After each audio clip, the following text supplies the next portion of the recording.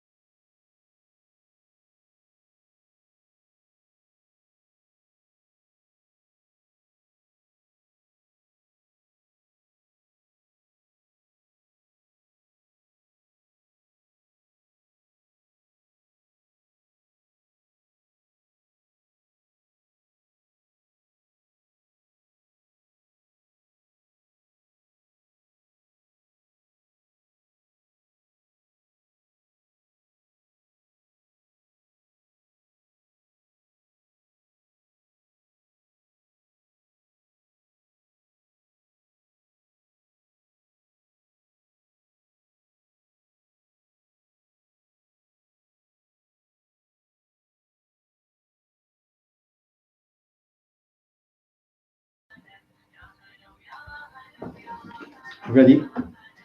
Hold on. I'm ready.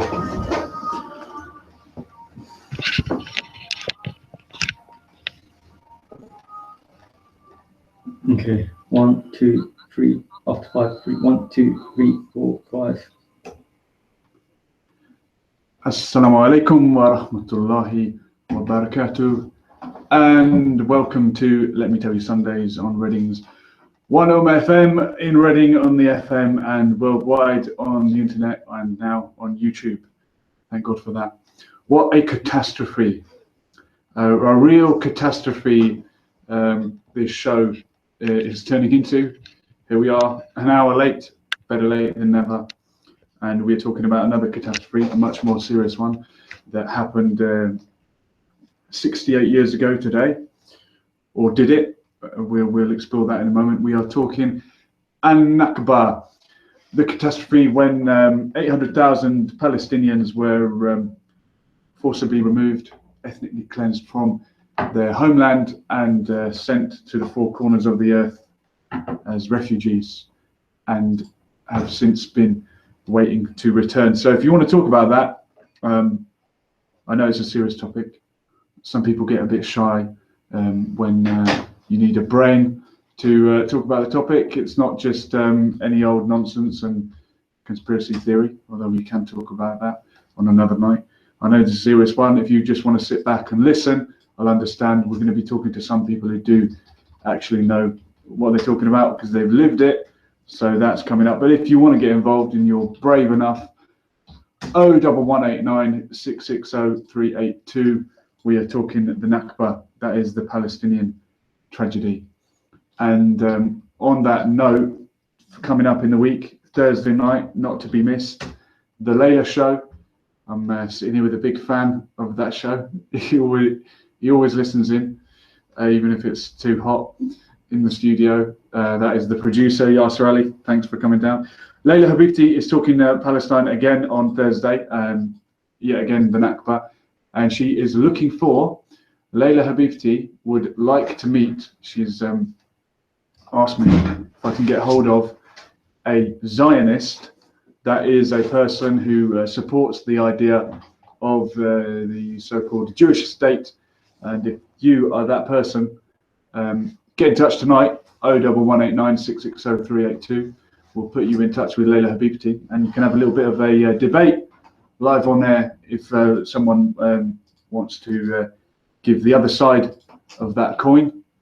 That's something I'd love to hear. And if you disagree with what I'm saying, everyone knows I'm a staunch Palestinian supporter. If you're on the other side, bring it on. We'd love to hear from you. Someone's picked up the phone already. oneummahfm, welcome. Who's this? I know who it is. How are you doing, Imran? Did you know it was 68 years since the Nakba? No, bro. I didn't know. I was a bit busy. I was out in Southall. What happened in Southall today? There was a big musical festival.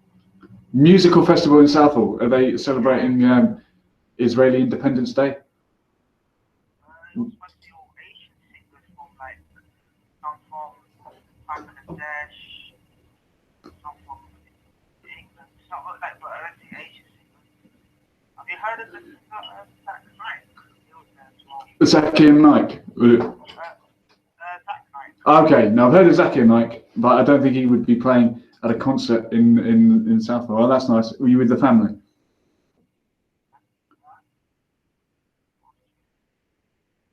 Who wants to know, Imran?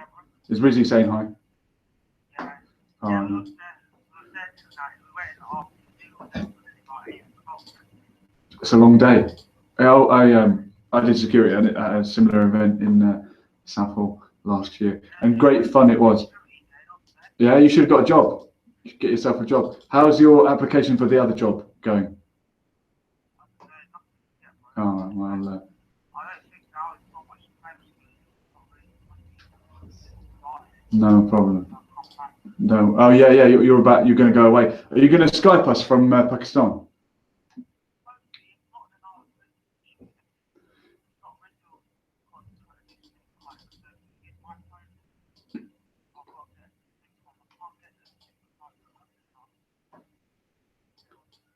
Don't worry, we'd love to hear from one or the other. Before I let you go, Imran, a message for the people of Palestine 60 years or 68 years after they were driven from their homeland. What would you say? If you could sum it up in one short sentence. Yeah. Yeah. We feel your pain, as do all the people in. Thank you very much. Thank you. And regards to your family, Barbara Ali, who's just logged in via the Periscope, I know he's sending you his best wishes as well. Shout out to Ali the Great from Sweden. Imran, keep listening in, and I'll speak to you before we go away anyway. Thank you. Take care. All the best. That's Imran, a regular contributor to the show. We do like to keep in touch. We are a family show, and that's him updating us on his day out in Southall. But back to the topic at hand, the Nakba. I was asking Imran earlier in the week what topic can I devote tonight to, but there's only really one topic on an anniversary like today. But is it as simple as that? Shortly, we're going to speak to. Are we ready to speak to a guest? No, we're not.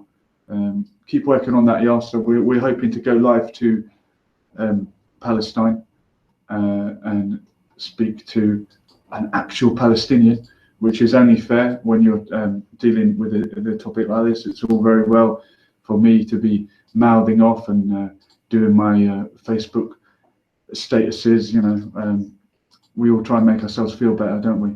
That we're actually lifting a finger to help in these situations. But if you can't stop something with your hands, at least you can speak out about it. And if you can't even do that, at least hate it in your heart. I'm sure we're all familiar with that teaching. But the Nakba, if you don't know what it is, if you don't have a clue, and you're thinking this is a boring show because it's not something I'd normally talk about, give me a call and we'll break it down. I'd like to speak to somebody who actually says, "Oh, to be honest, I've got no idea what the Nakba is."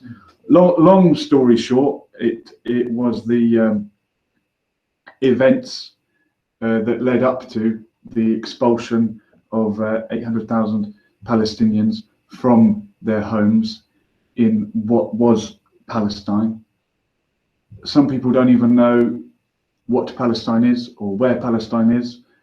We probably all think we know, but when I refer to historical Palestine, I am talking about the land between the River Jordan and the Mediterranean Sea, and just below the Golan Heights, the mountain region in the north of Syria and across into Lebanon. Historically, this region was known as Palestine, and the people who lived there until 1948 were the Palestinians. If Layla does find herself a Zionist to take her on Thursday night, some of the rhetoric they'll come out with is, "Oh, when was Palestine a country?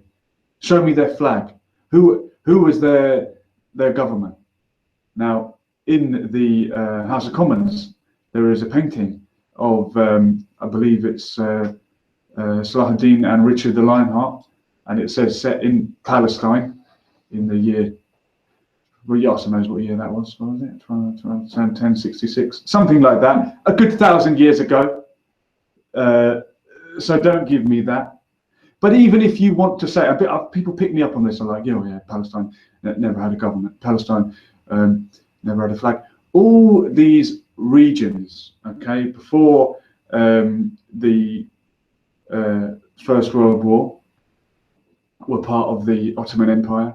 And when the results of the First World War came in and the Allies won and carved up that piece of land like a piece of cake, they were under colonial rule. But I don't care if Palestine didn't have a flag in the early 1900s, in 1917, because and this is the fact they can't twist, and this is the truth that will always come out. The people from Haifa are the people from Haifa. and they should be allowed to go back and live in Haifa, which is now in the so-called Jewish state, the so-called state of Israel. And there's people born there who can't go back there. And I've met people in Lebanon, in Berger-Brezhnev refugee camp. They've been there for 68 years. Some arrived later in 1967. Thank you to Barbara Ali, who's just messaged me. Thank you, Barbara, I'll take that on board. People who've lived there for 3 generations. And they're old people that were born in Haifa who can't return to their house that they've still got a key to, that they've still got the deeds to. But, and I'm going to listen carefully to what I'm going to say now, because I don't want anyone to twist anything or misconstrue anything. Any person of a Jewish background, religious or not, with one Jewish grandparent, can go and live tomorrow in Haifa. Yet the person born there cannot. And this is, and I'm using Haifa as an example, there are countless others. Nazareth, the town of Jesus, Christian village. People were displaced from here also. Hundreds of villages were actually destroyed. And if we get through to Palestine, we'll count some of the names. Akka, in the Haifa region. Countless numbers of villages destroyed. But there are homes, there are keys to houses that still exist. And people born there can't go back there. That I think is the crux of the matter. That is the racism that any person deemed to be of the Jewish race. And race is a constructed concept anyway.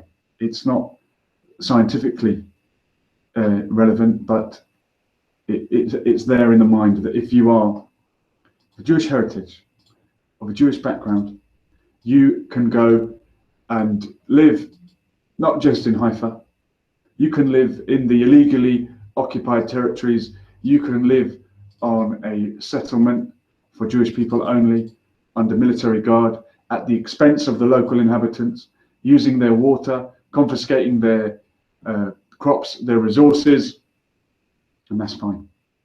That's the right of return for one race, but not for another. And that's why I compare this situation to what happened in South Africa, an apartheid regime that put one race above another to dominate. And the propagandist, I'd love to speak to one. They haven't picked up the phone yet, but maybe they'll take Leila Habibti on. The propagandist will come at you with things like, oh, there's no apartheid in Israel. Arab citizens of Israel, so-called, enjoy rights they wouldn't have anywhere else. But the apartheid is in the Palestinian territories, where you've got roads, where you've got buses, and I've seen them with my own eyes, that are for Jews only.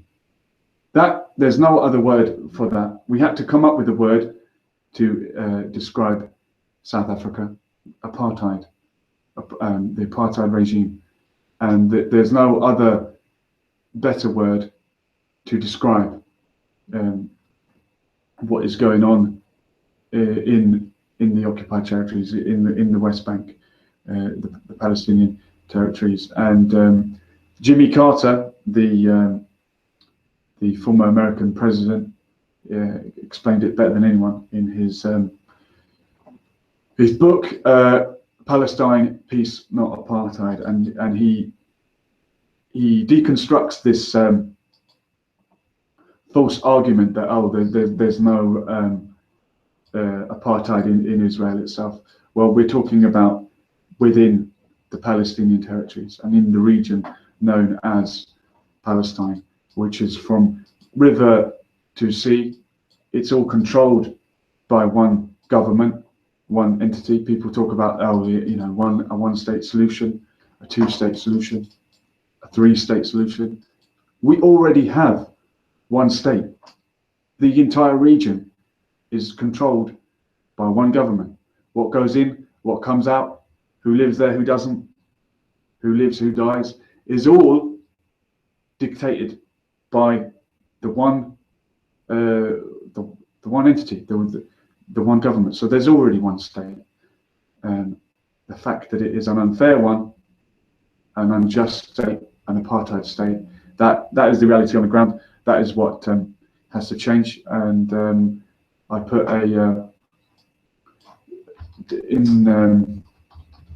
struggling to come up with a picture that might sum this situation up.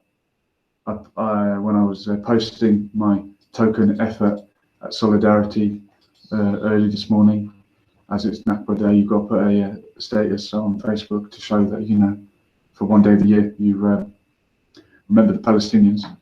And I put the very famous, iconic map image of Palestine disappearing, being wiped off the map, and it goes from all green to the partition plan of 1947, an unfair deal that the Palestinians rejected, which is often criticized. Of course they rejected it. Would you accept if I wanted to take 3/4 of your house? Would you accept that? And years later, when you've taken 90% of my house, say, well, why the hell didn't you accept 1/4 of your house? Now you've only got 1%. Would you accept that? No one would accept that. But yes, of course they rejected it, the partition plan. And then the Green Line, when the Palestinians were driven back as far as the West Bank, East Jerusalem, and the Gaza Strip. And this was meant to be the borders of a future Palestinian state, and it was meant to be the borders of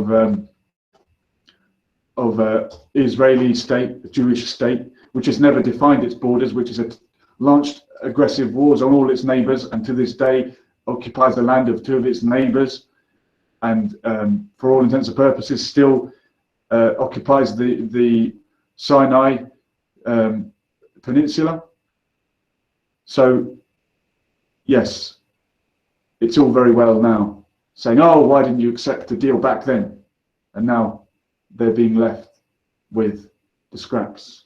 And the picture I uploaded is the very famous picture of the map for Palestine going gradually from green to yellow as Israel takes control of the whole region. And you see these little pockets in the West Bank of green territory, which is meant to be designated Palestinian Authority territory, like in Ramallah, where I stayed in the winter, which is under control of the PA and the so-called Palestinian state. What Palestinian state? But as a friend pointed out to me, that green, the little sprinklings of Palestinian control, it's not really Palestinian control. They don't control it. The fact that Gaza is shown as a green entity where Hamas are in control of Gaza, they're not in control. They're under siege. They're on a diet. Their calories that they can eat per day are controlled by the Israeli state. So no, none of that map should be in green. But maybe one day it'll all be green, and we'll all have a fair, free, equal state, one man, one woman, one vote. That's what we demand for ourselves, and that's what we should demand for the Palestinians. But we might be close to. Are we going to go to Skype? You can speak to me, Yasser. It's okay. Very technical issues. Okay. He's got a backup plan. All right, I am hoping to speak to a Palestinian tonight. I've got Amid hopefully lined up. I've got Khalud possibly, Tamar, Azrami is in Gaza, but I don't know if he got my message. Very sadly, I have to ask him, hi bro, if you've got electricity tonight, would you like to speak to us? I mean, there's the discussion. There's someone asking me what I'm going on about on Periscope. Thank you, Stephen. What am I going on about? It's the Palestinian tragedy, the continuing tragedy. It's 68 years old today, and the Palestinian people are still longing to go back to their homes. It's Steph, actually. Very sorry, I misread that. Sorry, Steph. If you want to give us a call, Steph, if you're in the UK, it's 01189660382. You might get a better understanding of what I'm going on about. There's only really one topic tonight. Sorry to bore people with it. I could talk about this all night. I probably will. But did it really start in 1948? Was that really the start of the Nakba? Well, someone's giving it a go. It might be Steph. Someone's got in touch. Hello, welcome to Let Me Tell You Sundays. Who's this? Hello, Dan. Welcome to the airwaves. Anytime.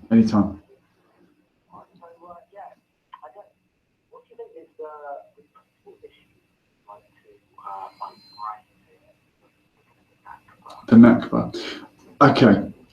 I think the long story short is that in 1948, 800,000 Palestinians were expelled from their home, and from that time they've not been allowed to return, and they've waited in refugee camps for 3 generations.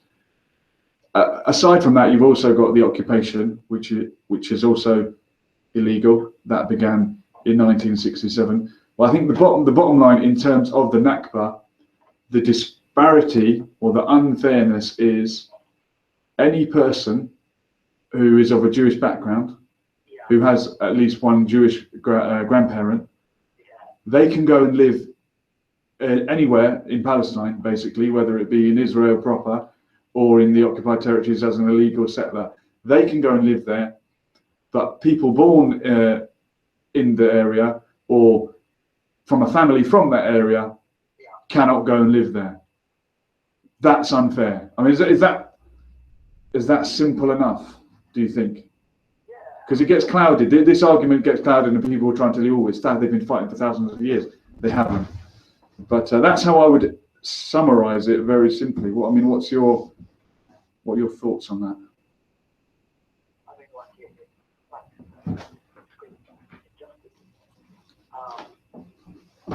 at the same time, I don't know, there's been loads of things, I'm sure, different nations or states take over other territories that, made the existing government move out, and, obviously that's unjust in those situations, but hence the changing, map, geopolitical map, of the world that we're shifting, and that's just something happening. I'm not saying it's right, but You're saying, but life goes on. I think so, yeah. Well, give me another similar one in the 20th century, and I'll mention Cyprus as one. Okay. You mean the old Turkish Greek thing? Yeah. And a lot of Greek Cypriot people show a lot of solidarity with the Palestinians because of what happened to them is very similar. And in fact, the Greek Cypriots went to court and they won a case. And I can't remember the exact details, but it sort of highlighted the point that the Palestinians have, that if Greek Cypriots could legally in a court be declared you have the right to go back to the homes you were expelled from, so too do the Palestinians. I mean, it's fairly simple, and we're not talking about 1,000 years ago or 2,000 years ago. We're talking about in this lifetime. The Zionist slogan was, well, the old will die and the young will forget, and it's the the fact that the Palestinians dared not to forget, and they will even tell you, we didn't want to become the Native Americans. We didn't, who have, as you said, lost their land and been consigned to history and now live on reservations. So we have examples from history where people have been wiped out, as you say, and life went on. But that's why I admire the Palestinians so much for refusing to be another Aboriginal people. For example, in Australia, yeah, a people consigned to history. And I mean, I thought it's ironic because the Jews had the stuff there. I think that like, people for a long time said that they're in right now. well, the biggest shame is that, yeah, the state that's doing this is giving its name to Judah, or giving Judaism, claiming the name, because most Jews live outside of Israel. Not all Jews are Zionists, and most Zionists are actually not Jews, but fundamentalist nutjob Christians who think this is all paving the way for Jesus to come back and do away with the Jews. It's not for any love of Jewish people that they support this racist ideology. It's just convenient for them. So I must stress, we mustn't confuse anti-Zionism with anti-Jewishness or anti-Semitism, which has been conflated a lot recently with what Ken Livingstone said, and it really doesn't help when idiots like Naz Shah make stupid comments like, "Oh, why don't we send Israel to America?" That's just a stupid comment. Naz Shah, a Labour MP, posted it on Facebook 4 years ago or something. Before, it's a woman, Naz Shah. She's up in Blackburn, I think. No, Bradford. Sorry. Yeah, but the point is, if the region, Palestine / Israel, from river to sea, is controlled by one government, why not just have one man, one woman, one vote, and all live there together?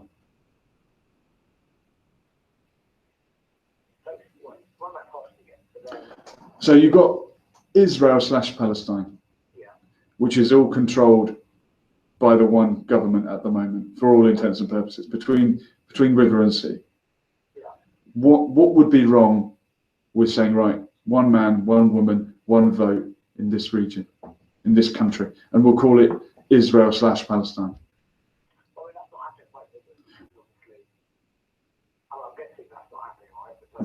It's not.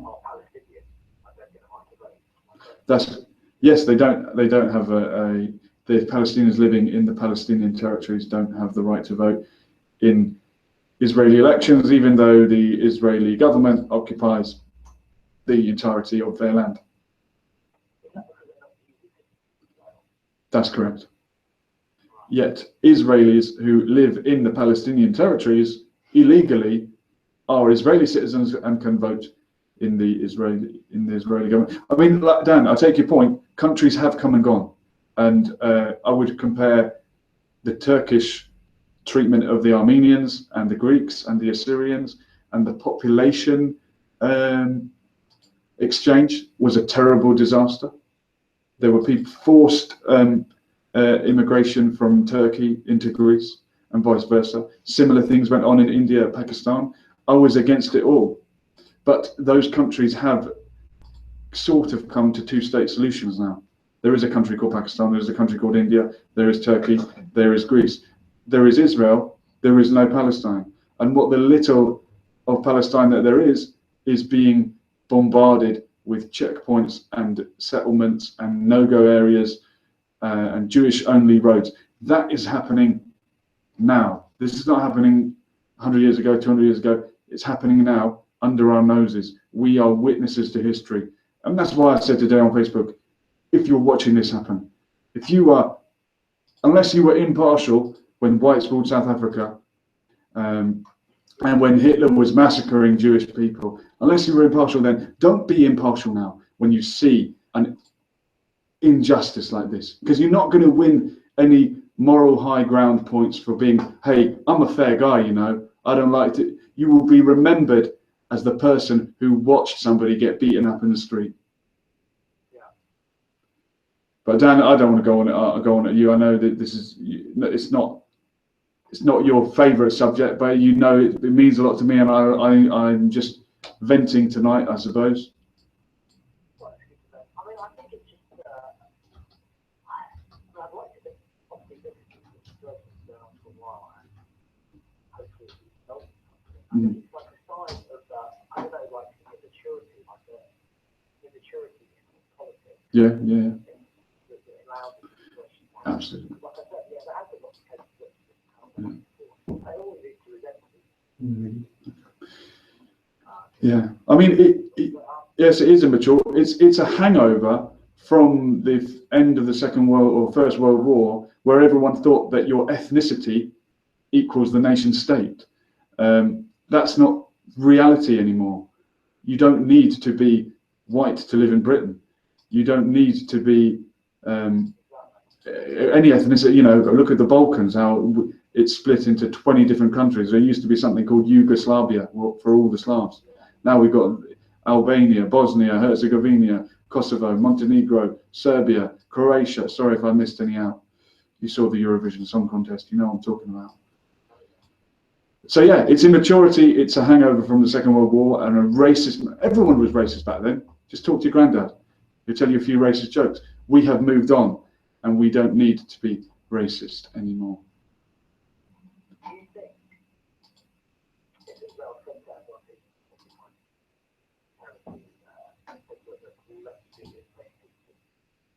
Mm-hmm.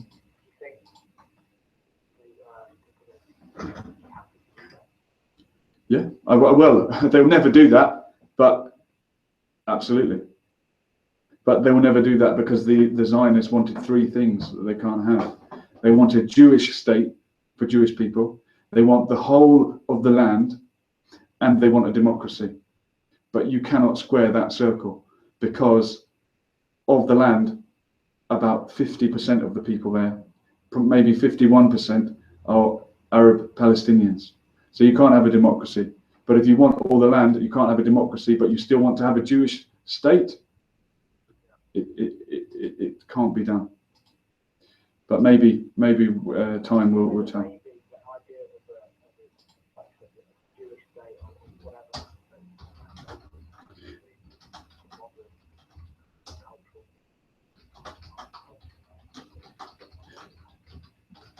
Yeah, I think we've outgrown that, and it never works. I don't think that the partition of Pakistan and India worked, and that's why you've got a problem in Kashmir now. I don't think the partition of Ireland, the country my family from, worked. That's why we had 30 years of murder, because you tried to carve out an ethno-religious statelet in a one region, in a country called Ireland, which has Catholic people and Protestant people. And the United Irishmen, which was started by Protestants actually, said let's do away with the label of Protestant and Catholic and adopt the label of the identity of Irishmen and be together. And why not be someone from the region of Israel, Palestine? You might be Jewish, you might be Muslim, you might be Christian, you might be Druze, you might be Alawi. It doesn't matter. You're from that region, the Holy Land. And I'll add that it's holy for many religions, not just Jews and Muslims.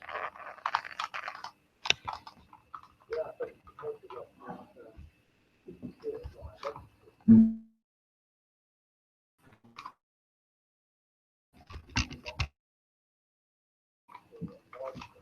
Yeah.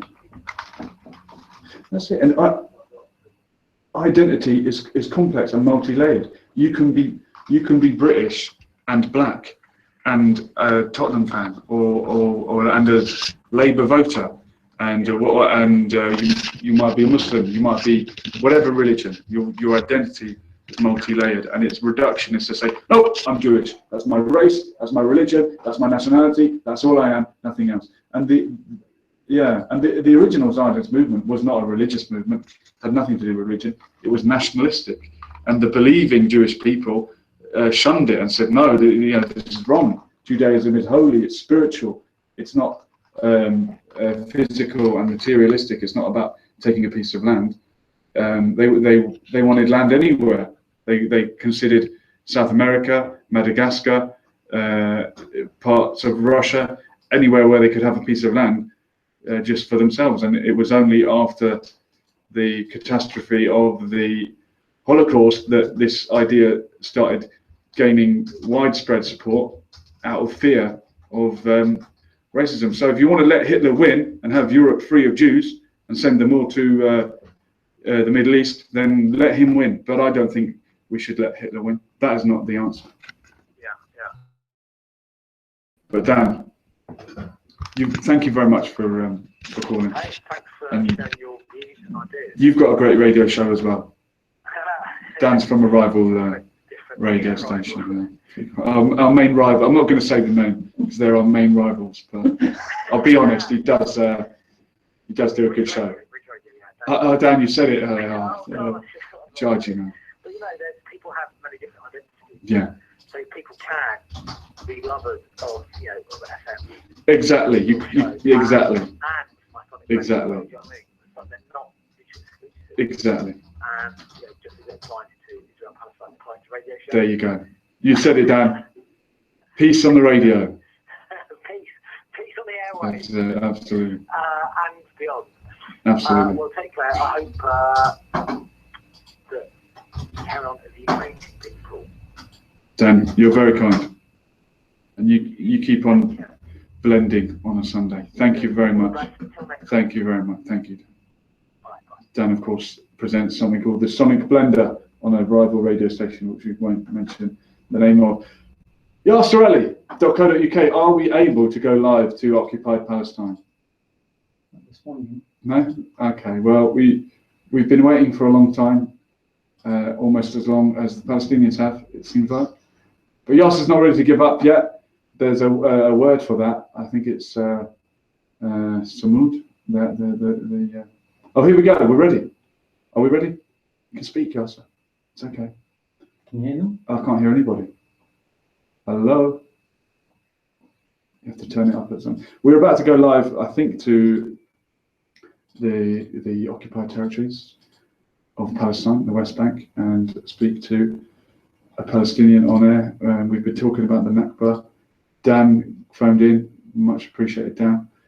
The number is 01189 660 382 if anyone likes to get involved. No one's taken me on yet, and we haven't had any Zionists. They probably don't listen to this show, but if you know someone, we're looking for a Zionist to take on Leila Habibti and her team on Thursday night on the Leila show. I think Rizzo's a Zionist. That's why he didn't join me on the show today in protest. He was up for it, and then now I'm going to ring in tone the answer. Okay. Good sign. That's a good sign. Well, okay. It's a good sign that we're hearing a ringing tone. Someone has hung up on us. This is good news. Yasser has been beavering away all night, as always. And here we go. We are speaking now live to Khulud. Khulud, are you there? I'm not hearing anything else. And now it's gone dead. I'm getting a ringing tone. Dead air. We'll try again. Yasser is not to be defeated. Can we speak to Khulud in Palestine? Hello, Khulud. Can you hear me? Hello? I don't know, Yasser. No, we're getting a ringing tone. I know you said that was a good sign, but I don't think it is. Turn down the ringing tone, Yasser. All right, we'll try again. Going back to the history of all this and who is culpable, I did say that it was the Balfour Declaration that caused all this. Oh wait, we go live now to Palestine for the 100th time lucky. Hello, Khulud, are you there? Yes, I can't hear anything, mate. Am I on the wrong headphones? Is that the answer? No. hear anything. No. No. Oh, no. If you just tuned in, we're trying to go live to the occupied territories. It's not as simple as you would think it would be, but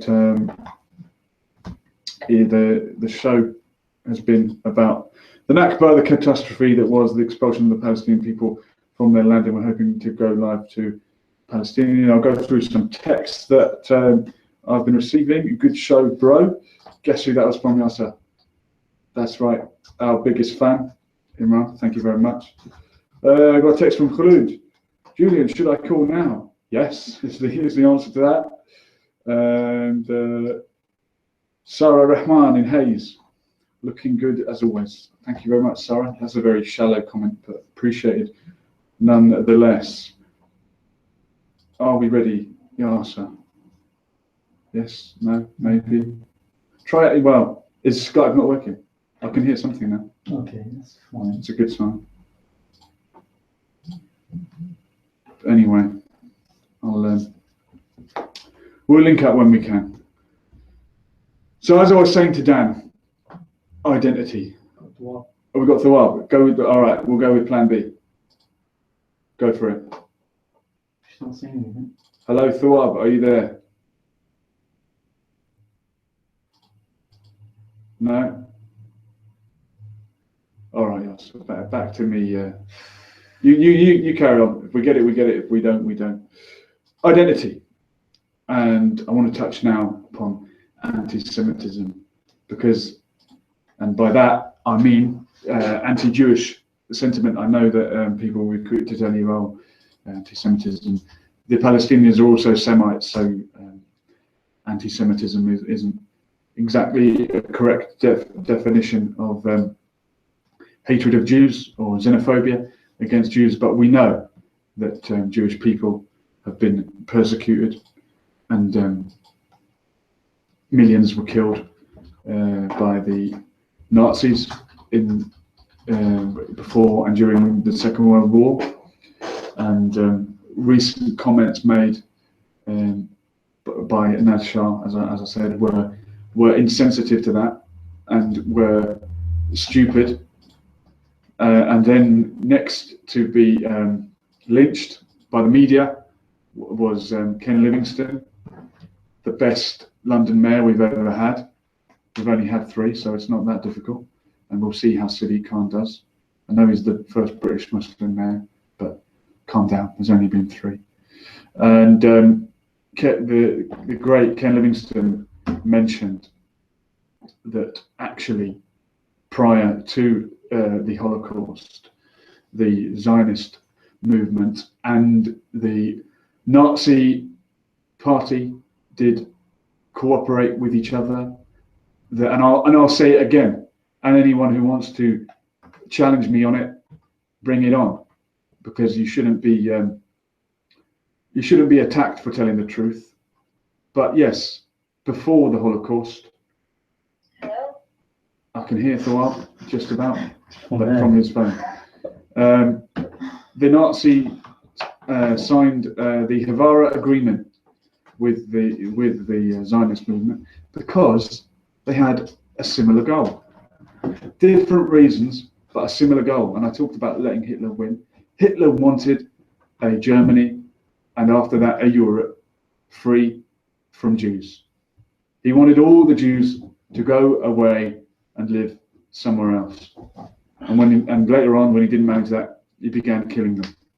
So the Nazi movement and the Zionist movement signed the Havara Agreement, which agreed to support the transfer of German Jews, European Jews, from Europe to Palestine.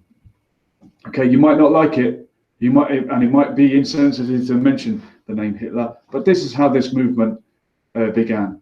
And it came about, as I said earlier, at a time when nationalism was on the rise, whether that was Jewish nationalism or German nationalism. And they were 2 sides of the same coin. They minted a coin to commemorate the agreement. And we get in a Skype call now, so we might be able to go live now to Palestinian territories. Hello? Khulud, are you there? I don't know why it's not working tonight. It's worked in the past. No. Hello, Khulud. Khulud, can you hear me? I can hear you, Khulud. Go ahead. She can't hear me. I heard her hello, the answer. Yeah, I heard it as well. Yeah. Well, that was Khulud from Palestine. I hope that hello really summed up what people think. Hello, Khulud. Are you there? Can you hear me? I'm here. Welcome. Welcome. Thank you for calling. I'm trying to connect, but I don't know. Fine. Can you hear me? Can you hear me clearly now? I can hear you very clear, yes. It's fantastic. Well, welcome to oneummahfm. Sorry, because I'm late with my call. والله يهمك خلود. No worry. Not a problem. How is Nablus? Thank you for mentioning this topic to him. Well, You are a great person. you're very kind. Having Yasser's laughing in agreement there. He thinks that's a joke. Thank you, Khulud. I had to mention it today, but it's actually every day. Oh, thank you. But we have to mention it today because it would be just a disgrace if we didn't. But it's actually every day, and it actually is it's 2 days, isn't it? No problem. Wajib. La shukra li wajib. What happened in Nablus, first of all, regarding commemorating the day itself? How do people commemorate 68 years? Yeah, it's today for this memory, not just Nablus not just Nablus. Of course. Of course. Yeah. It's, oh no. Absolutely. All the cities, they mention it and they remember it, and in a very sad way. And they said,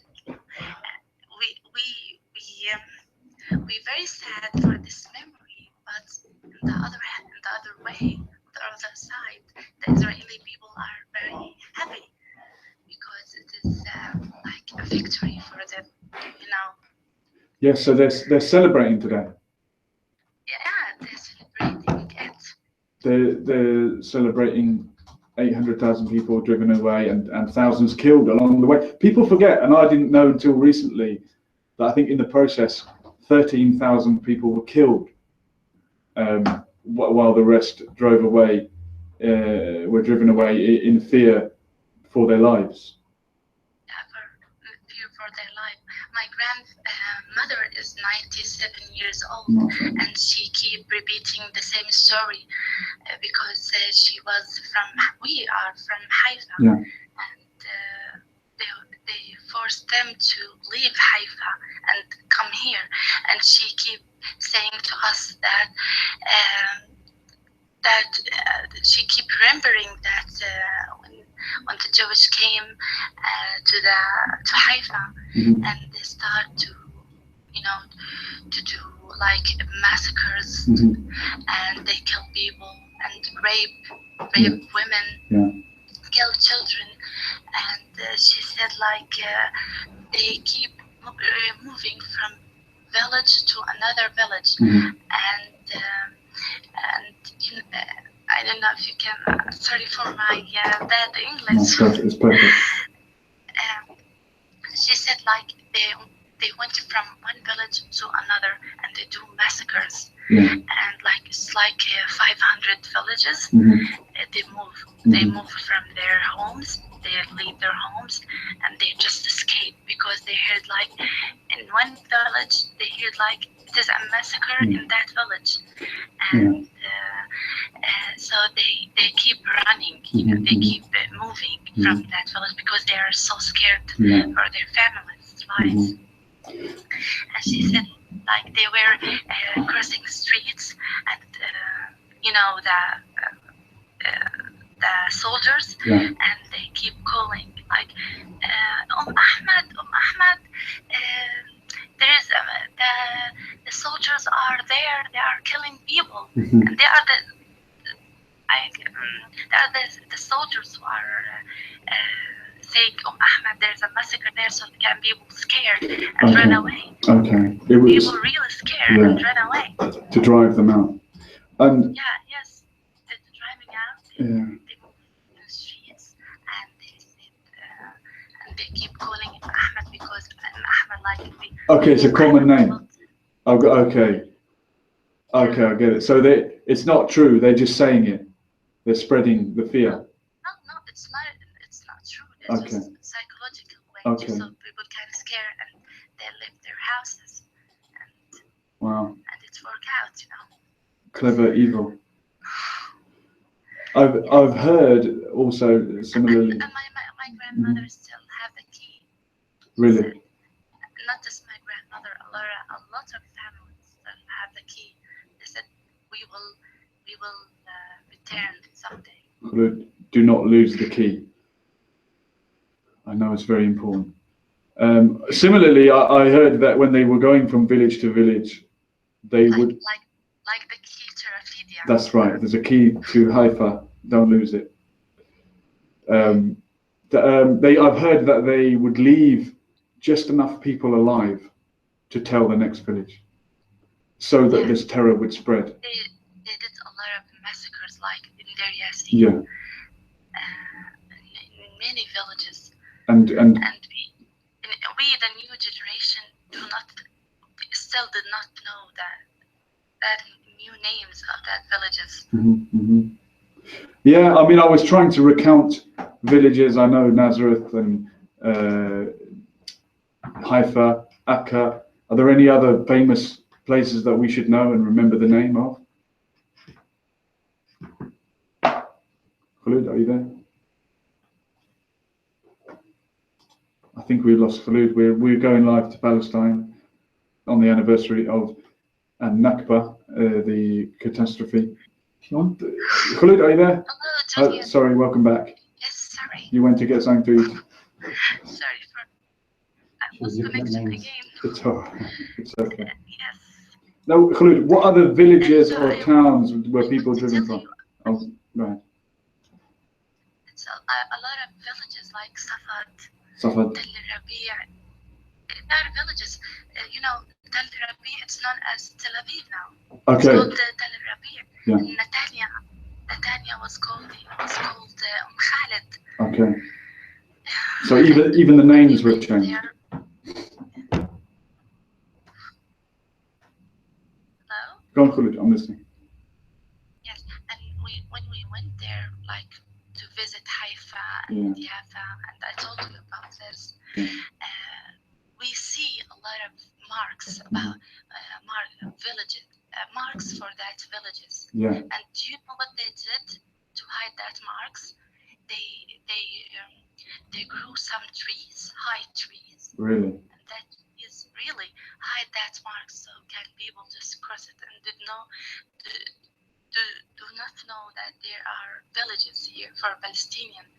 And the driver, he's from he lived in like it's called Arab al-Dakhil or Arab. The Palestinian who live in the lands of year 48. Yeah. Sorry. Yeah. He keeps saying that was a village here, a village here, a village. It's a lot of villages. So he's a Palestinian who lives inside 1948 Palestine. The driver. Yeah. Okay. They call them now Israel. Yeah, they call them Israeli Arab. So-called Israeli Arabs. Arabs. Yeah. They are not actually Arabs, right? Because they committed so many crimes against them until now. Yeah, they are second-class citizens in the region, and the Palestinians living under occupation are third-class citizens. Yes. But how difficult for you is it as a Palestinian from the West Bank to visit Haifa, which is inside so-called Israel, 1948 Palestine? How difficult is that for you as a family from Haifa? It's difficult for me when I walked on that in the streets there. You know, I see sea and the beautiful land. It's not like for us, you know. And they keep looking to us because we wear hijabs. And look, it's an Arab. But I mean, how difficult is it to go and visit practically? Can you go just drive there, or you have to ask permission? How does it work? We hardly get a permission to get there. It's like 2 weeks to get a permission to go to your land, to visit Haifa. You have to get a permission like before 2 weeks or 3 weeks. Wow. And when you get the permission, it's like torture on the checkpoints. Yeah. They keep checking you up, take you to rooms, take off your clothes, see under your hijab or things like that. Just to go and visit your grandma's house. Yeah. Yeah, just see if you hide guns or knives or all these things. And when I visited Haifa, it's like pain, you know, Yeah. pain and rage. Yeah. Of course. I feel a pain and rage when I visited Jerusalem also. Mm-hmm. Yeah, it's not like for us, you know. It's pain, you know. Khalid, it's going to be 70 years in another couple of years, and these old people, sadly, But Julian, it's getting worse. It's Okay. getting worse. Nothing is going better. As I see, as a Palestinian person, it's getting worse. We are still losing land. Yeah. They are taking our land. Yeah, absolutely. Do you know that they went to buy just one house in my village now in Iraq, Mm-hmm. and they offered that family 1 million shekels just to take the house. Just to steal Just more one land house. for a set of If they take one house, they will take the whole village. Yeah. That's it. Like what they did in Hebron. That's right. That's right. They settle in a hotel, and then they settle. They took half of Hebron. Yeah, that's right. And just the Israeli settlers, all of it. they live above the Palestinians, literally in blocks above them, and they throw their rubbish and battery acid down onto the people in the street. But 70 years almost, when this last generation that remember the Nakba, will that change the situation? Will that mean that, well, Israel survived this long, that's it, we've won now, we've won? How can the Palestinians fight back now to resist this situation? I guess we can't fight back, Julian, because we don't have anything. Just have words, and we wish the world to know about us. And I think most people know about us in America, but they know the other side of us, like we are terrorists, and we are the one who want to take the land, and the one who want to kill Israeli soldiers or something. Yeah. Because the media now it's controlling the world, and it's controlling in a bad way, and reflecting Palestine in a bad way. Yes. Yeah, when your enemy is backed like that. It's a genuine catastrophe. It's not just happening for 70 years. It's happening every day in Palestine. Yeah. You can see it. Like from October until now, like 300 people died, like from women, children, and men. Nobody cared. Nobody heard about that. Yeah, this is what I tried to say to Dan. This is not something that we want to have that happened. memory, It's not something that happened. We have it every day. Yeah. We remember it every day, Julian. It's not what happened, it's what's happening. It's unfolding now. It's what's still happening until now. Yeah, well, the least that we can do over here, it's not much, is just speak about it and make it clear where we stand, and don't be afraid to say, yes, I stand with the Palestinians. We never lose hope. We still have the hope. Wonderful. Well, I hope also that one day we'll be having a happier conversation about the same subject. But Khulud, thank you so much for Skyping in and not giving up. Only, You wanna go? well, I think Yasser's falling asleep. I could talk about this topic all night. Yeah, Yasser's going strong. Bring you Yasser. This is Khulud. Welcome. Khulud, say hi to Yasser Ali, the man who he's made you famous. I like your show, Julian. I can hear it every day. Yeah, well, it's every Sunday for now, but yeah, I might retire soon. No, don't retire, Julian. Yeah, I don't know. Don't know how much. You worked so hard for it. Tyson Fury. I did, yeah. Khulud, Julian, sorry for my bad English. no, your English is absolutely Yes, good. Maybe if perfect. I speak Arabic more, I can speak more and more. And yes, I will not sleep at all. No, as ever, your English is spot on. I'm just going to share with you one thing that, if I get the exact quote, that a famous boxer, Tyson Fury, said, and we can break it down. Okay, Tyson Fury is a British boxer. World champion. Yeah, world champion, heavyweight champion.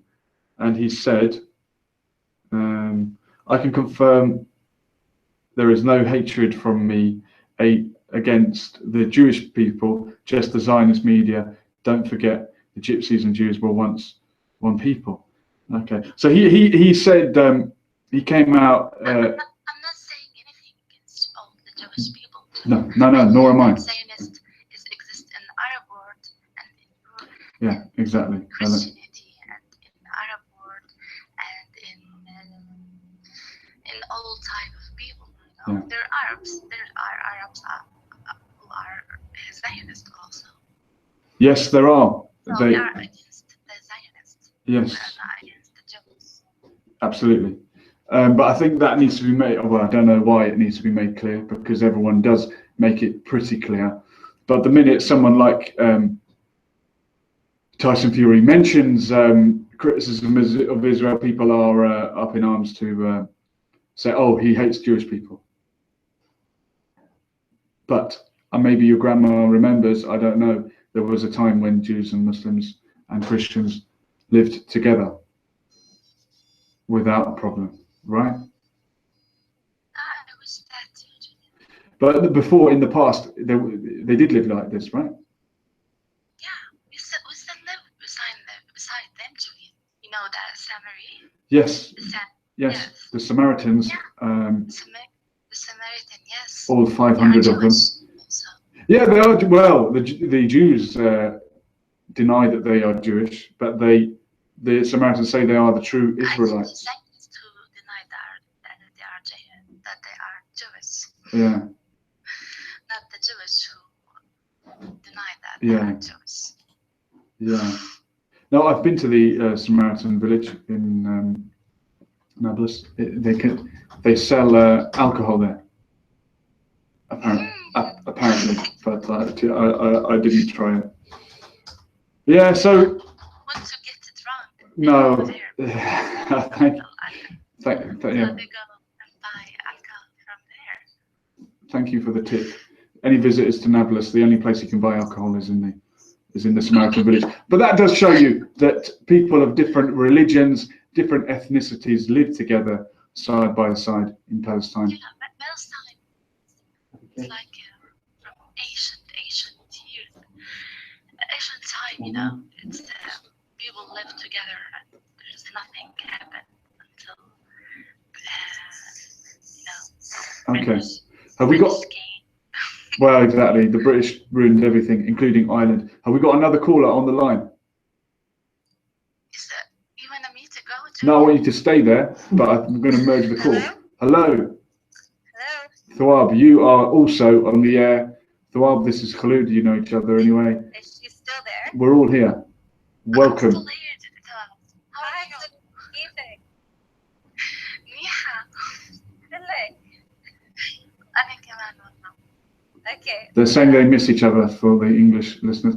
Yeah. Go ahead, Thawab. Welcome to the show. We've been talking about the Nakba. I mentioned your point about the map. Thanks for that on Facebook. But anything you want to add, go for it. What was the last thing you were saying?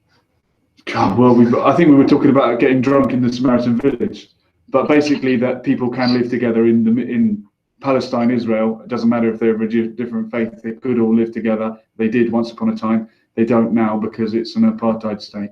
But go for it. It's over to you. You and Khalid have the airwaves. I just wanted to add that.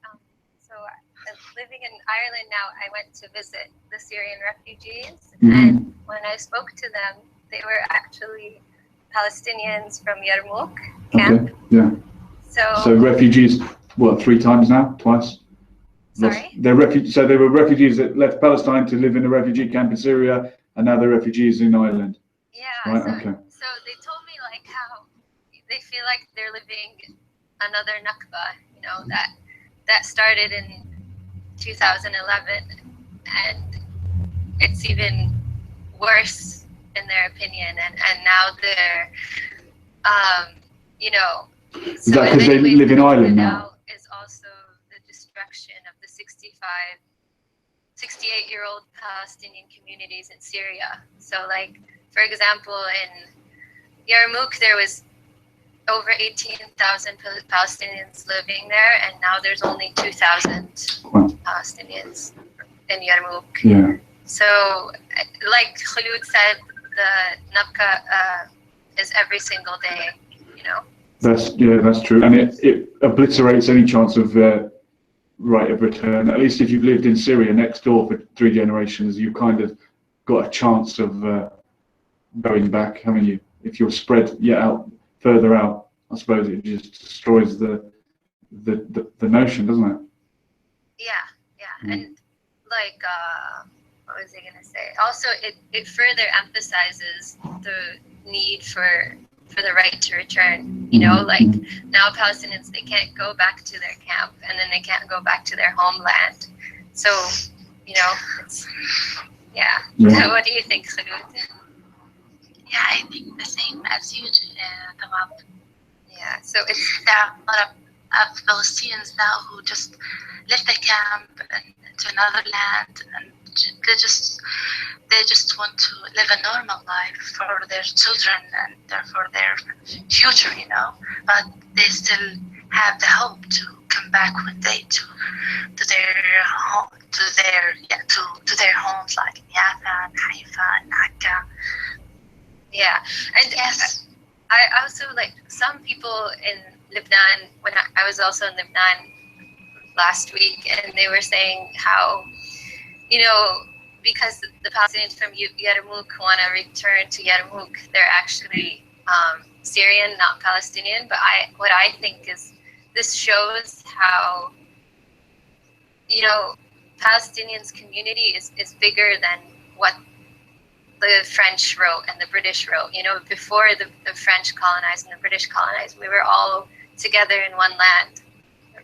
Like there was no borders. Yes. We traveled between each other. People from Hassan, there was a train that went from Nablus to Dimashq in the past, and that's why the people are so similar.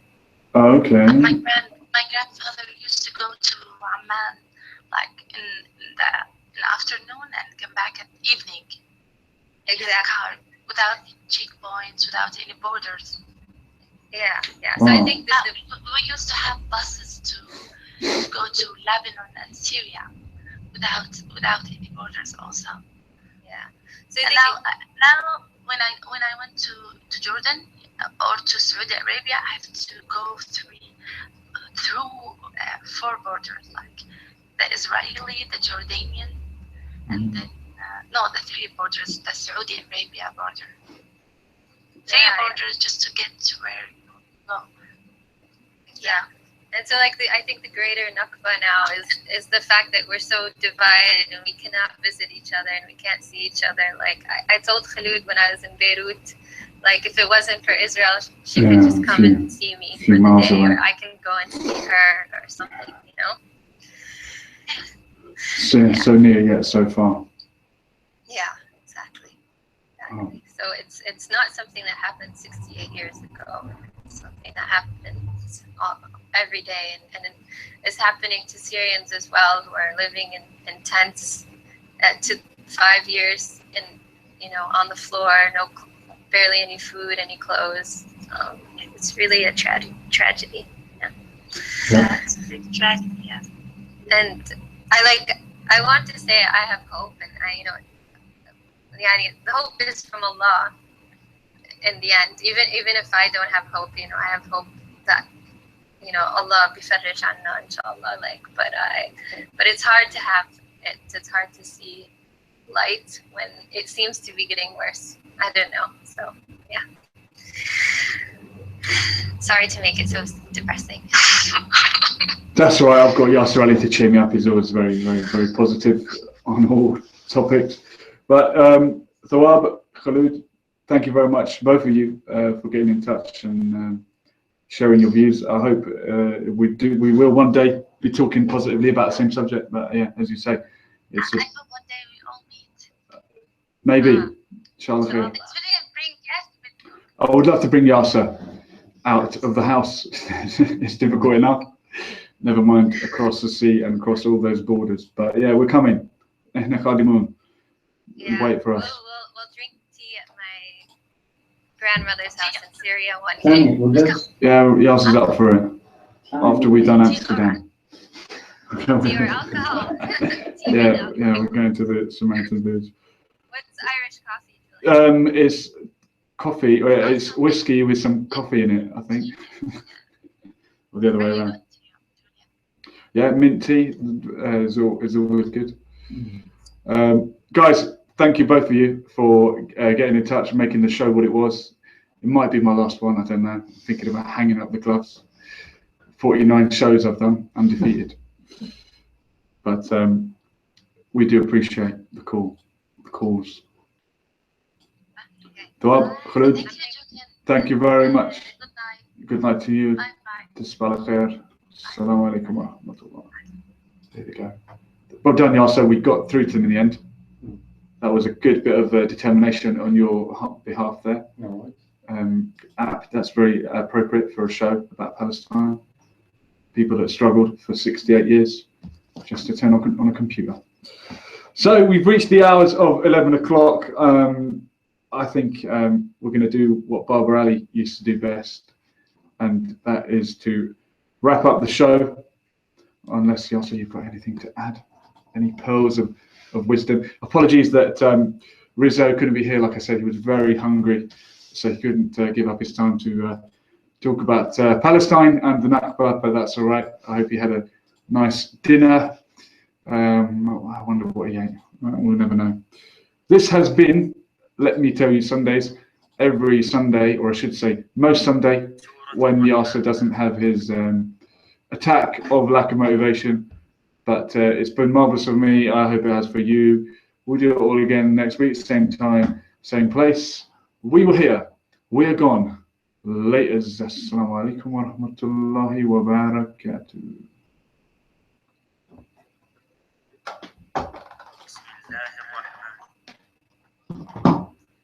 And that, my friend, is how you do a one-man show.